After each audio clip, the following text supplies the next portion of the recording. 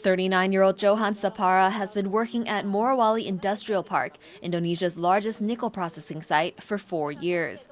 The raw material, called nickel pig iron, is an essential component for stainless steel and now EV batteries.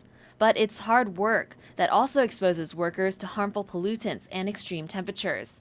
Over the years, Sapara says he's seen hundreds of workers get sick. There was even a deadly accident at his workplace, the Indonesian subsidiary of Taiwanese wire and cable manufacturer Huang. Now he's come to the headquarters in Taipei to call for change. This is an upscale company, so it should also have top-grade safety measures, including a more advanced public safety setup. No dirty mining. Sapara is part of a group of advocates from Indonesia visiting Taipei to call attention to problems in Indonesia's nickel industry. Hua says the company follows corporate sustainability practices and found inconsistencies in reports from NGOs. But besides worker safety, there are environmental concerns too. Indonesia has the world's largest nickel reserves, and industrial parks there are projected to account for 62% of global production by 2030. They also happen to be in some of the most biodiverse places in the world. And as demand for green energy continues to grow, so do the impacts of resource extraction and production. If we want to transition to green energy, it's useless because the supply chain is created at the cost of hurting human rights and biodiversity.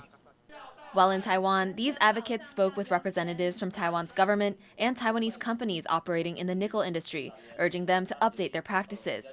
Taiwan's economy ministry appears receptive to the demands, but representatives say change could take time. 那目前的话，因为要考量我们企业的适应能力还有国际上它供应链变化，它需要一些调试的时间。我们目前是先用鼓励的方法，请他们做完以后，放到那个永续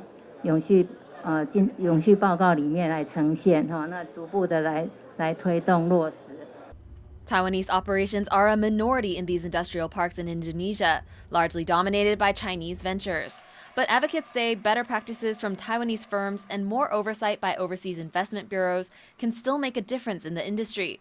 They've already seen some European companies cancel investments in the parks after weighing environmental costs. We hope that international investment do not rely on the low standard of the Indonesia regulation on protection of workers' safety and health problem. With demand for nickel not going anywhere, these advocates will have a lot more work ahead of them as they speak up for the health and safety of their communities and try to shift global regulations. Joseph Wu, Scott Huang, and Tiffany Wong in Taipei for TaiwanPlus.